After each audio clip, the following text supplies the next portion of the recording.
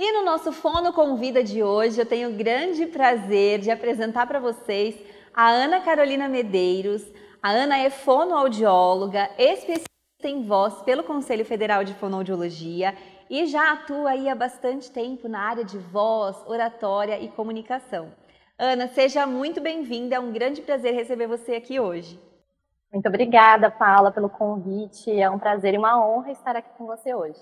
Ai, Ana, eu estava aqui conversando com o pessoal sobre medo de falar em público. E aí eu levantei vários aspectos que estão envolvidos nesse medo e trouxe também o fato de que quando nós preparamos a nossa comunicação, tudo fica mais fácil, mais leve, porque você vai saber como se portar, você vai saber como conduzir os mais variados contextos comunicativos. E eu comentei que nesse contexto é importante nós nos atentarmos à nossa dicção, que é uma habilidade muito importante para transmitir aí clareza na comunicação. Eu gostaria que você, como especialista que é, me dissesse o que é a dicção e por que ela é tão importante na nossa comunicação. Ah, legal. A dicção é um tema muito bacana e muito importante mesmo. A dicção é a forma como a gente pronuncia cada um dos sons da nossa fala. É a forma como a gente articula esses sons. São os movimentos que a gente faz com a nossa boca para produzir os sons da fala. Uma dicção pobre, uma dicção fraca, quando a gente não articula muito bem os sons, dá a impressão de que a gente não sabe muito bem aquilo que a gente está falando, ou que a gente está até guardando aquela informação para nós só. Então não passa tanta clareza do conteúdo. Se a gente articula bem, se a gente tem uma boa dicção e faz esses movimentos de forma precisa, bem diferenciado, estão diferenciando bem um som do outro, passa mais clareza das ideias para as outras pessoas. Fica mais fácil da gente entender o que a outra pessoa está falando e, além disso, dá essa impressão de uma fala com mais segurança, confiança e até credibilidade. Então, se você está procurando melhorar a sua comunicação, tem que melhorar a dicção também. Com certeza, é isso que a Ana falou, a gente precisa prestar atenção, porque para nós, Ana, que somos fonoaudiólogas, isso fica muito óbvio, né? Mas nem todo mundo para prestar atenção que cada movimento de fala, cada som da fala exige um movimento diferente da nossa boca, dos lábios, da língua. E quando a gente começa a prestar mais atenção nisso, a gente tende a conseguir melhorar esse aspecto na comunicação. Mas eu queria que você trouxesse aqui para o pessoal também quais são os principais problemas, dificuldades de dicção que podem atrapalhar a comunicação? Uma coisa que acontece muito é as pessoas falarem com a boca muito fechada. Então, falar com uma articulação, uma dicção travada. Pode até sentir essa musculatura aqui do rosto mais tensa mesmo. Se a gente fala com a boca mais fechada, um som vai ficar muito parecido com o outro. A gente tem vários sons no português e cada som ele tem um movimento específico aqui da boca, da língua e como a gente estava falando aqui, né, Paula? Então, para a gente falar esses sons, a gente precisa abrir a boca. Então, uma das coisas que mais acontece com problemas de dicção na nossa prática é isso, de deixar a boca muito fechada. Além disso, a gente também observa pessoas que falam muito rápido. Às vezes a pessoa fala muito rápido e ela não vai ter tempo suficiente de fazer cada um dos movimentos de forma bem pontuada e de forma precisa. Ela acaba falando com a boca mais fechadinha também, às vezes não travada, como no primeiro exemplo que eu dei, mas às vezes com a boca mais fechada e um movimento vai ficar muito parecido com o outro. E se a pessoa acaba falando rápido, ela pode aglomerar um som no outro também. Às vezes comer um som do meio da palavra, e aí aquilo pode deixar a sua fala mais confusa. Tem uma terceira coisa que também pode acontecer nessas questões de dicção, é quando uma pessoa ela tem dificuldade com algum som específico. Então ela pode distorcer o som até ter alguma troca na fala, por exemplo. Tem pessoas que às vezes têm essa dificuldade de fazer o som do R, por exemplo. Não consegue fazer o R de barata.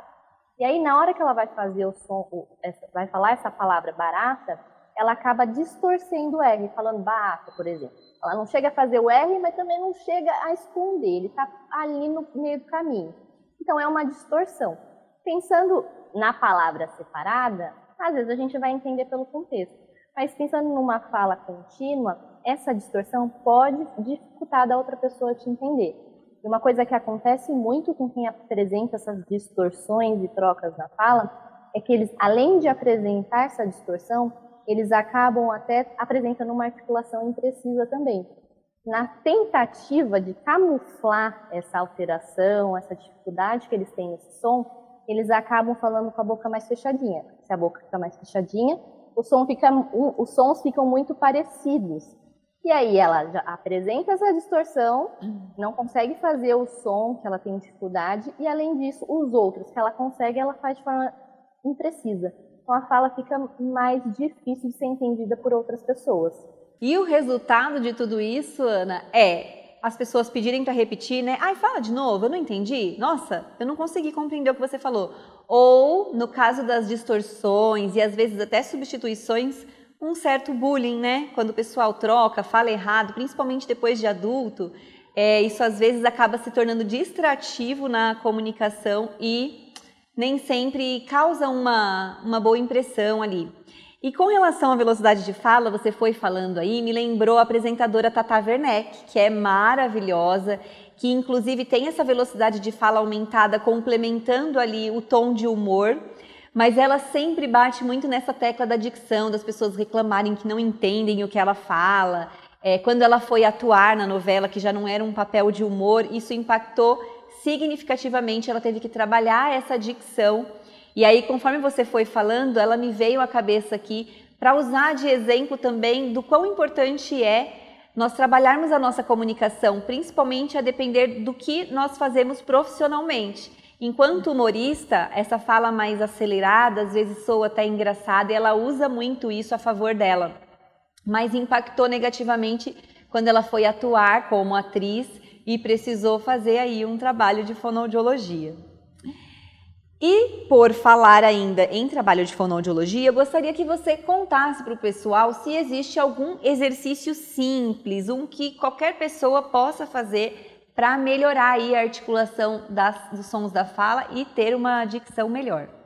Tem um exercício que eu gosto de fazer com os meus clientes, que dá para todo mundo fazer em casa, que é o treino de leitura exagerada.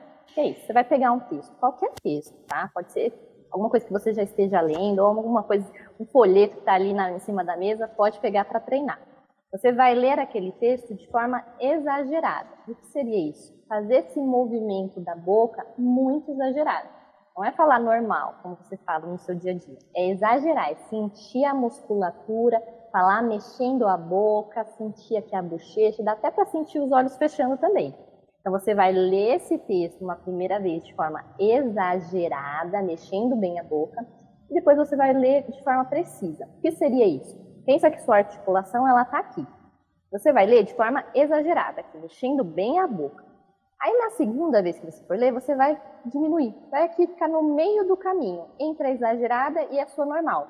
Esse meio termo vai ser uma articulação mais precisa, porque você vai estar mexendo mais a boca, mas não tão exagerado, porque a gente não quer que fique caricato também. E é legal você trazer essa dica.